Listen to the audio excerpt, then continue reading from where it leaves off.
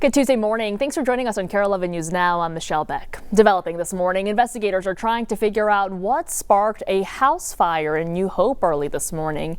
It happened near 81st 138th Avenue North, not far from Northwood Park. Neighbors tell us an older man and his son live in the home, but it's not clear if they were home when the fire started. We have reached out to authorities for more information. We'll update you as soon as we learn more. A look from Capitol Hill this morning, where the longest government shutdown in American history appears to be nearing its end. The Senate passing a deal to fund the government till the end of January. Now it moves to the House with a vote expected soon. President Trump saying he'll sign it if it makes it to his desk. We have team coverage this morning, starting with Alice Barr in Washington.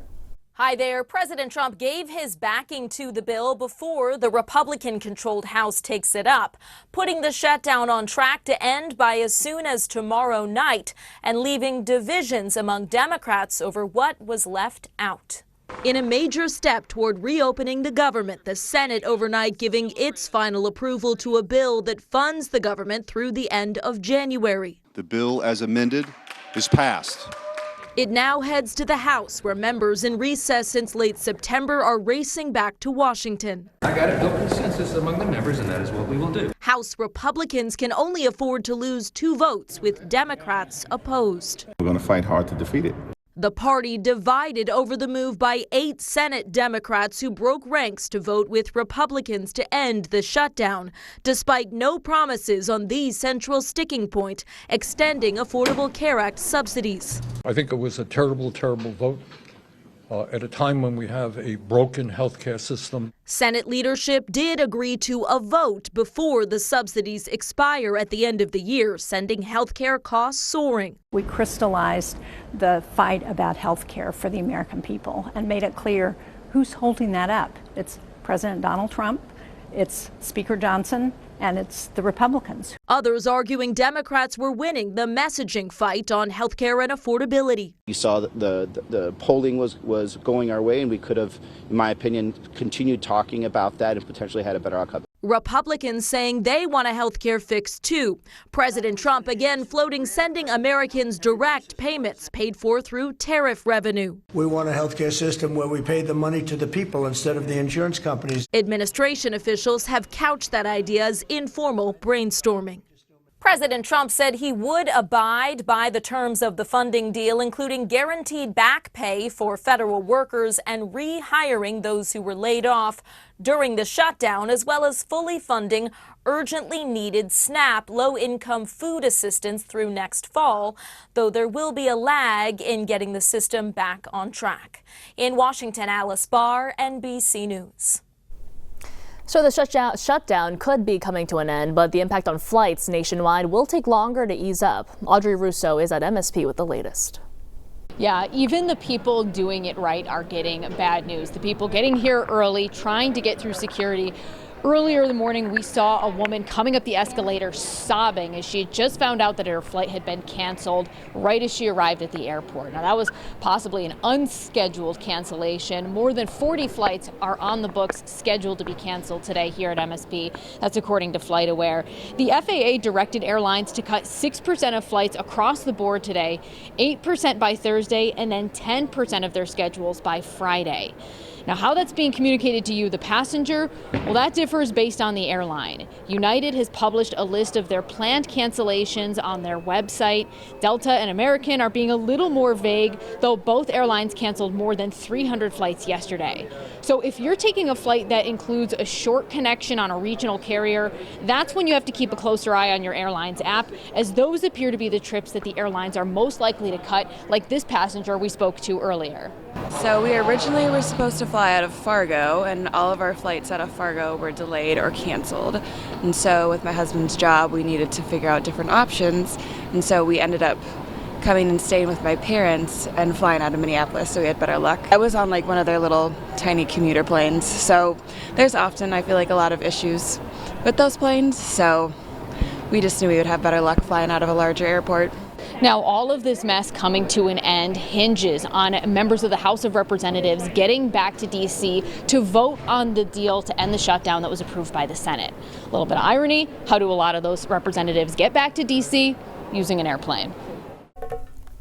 Well, this morning, we are waiting for word from the U.S. Supreme Court on whether full SNAP payments should be on hold until the government reopens.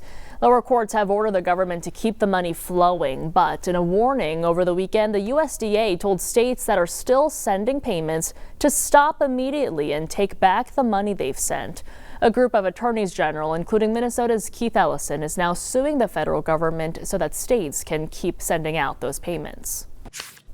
And according to the University of Minnesota, there are only 250 rural grocery stores across the state, and half are concerned about closing as sales slump.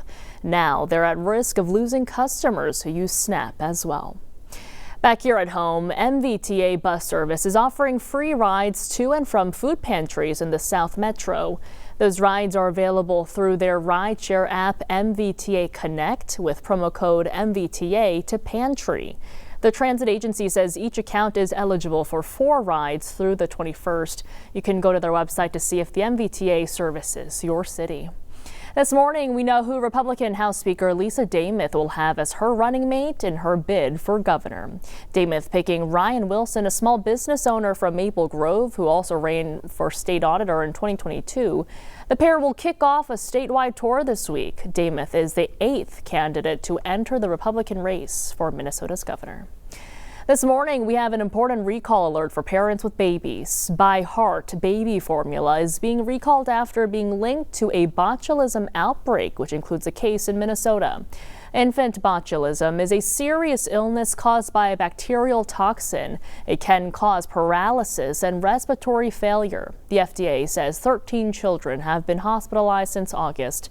Impacted formula was sold at retailers nationwide and has a best buy date of December 1st, 2026. So if you have it, do throw it away.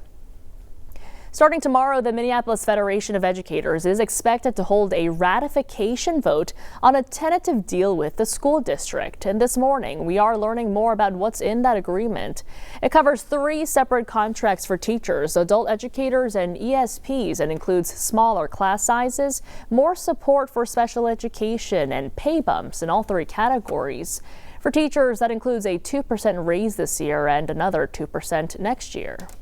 I am exhausted, and yet I'm invigorated by what we have seen in this building in the last week. This day represents renewal, and this day represents a recommitment to our students and to our staff. Again, the union is scheduled to vote on the contract tomorrow and Friday. If it passes, the contracts head to the school board for approval. It is Veterans Day, and as we take time to honor those who served in the U.S. military, the nation is taking a step back. So here's a look at what's open and closed today. Government offices, post offices, and most banks will be closed. However, most UPS and FedEx services will be available. Most grocery stores will be open, as well as malls, restaurants, and retailers like Walmart and Target. Now, if it is trash day for you, Minneapolis and St. Paul say there will be no change in the schedule. And on this Veterans Day, we recognize one man spending his retirement ensuring Minnesota veterans get the recognition they deserve. Gary Marquardt isn't a veteran himself, but he is serving his country by honoring those who fought for our freedom. Marquardt is part of the nonprofit Bugles Across America, playing taps at military funerals all over the state. He shared his calling yesterday with the servicemen and women at Trillium Woods Senior Living Community in Plymouth. You do this over and over again. Are you going to have taps played at your funeral? And I said, oh, heavens no. I didn't serve.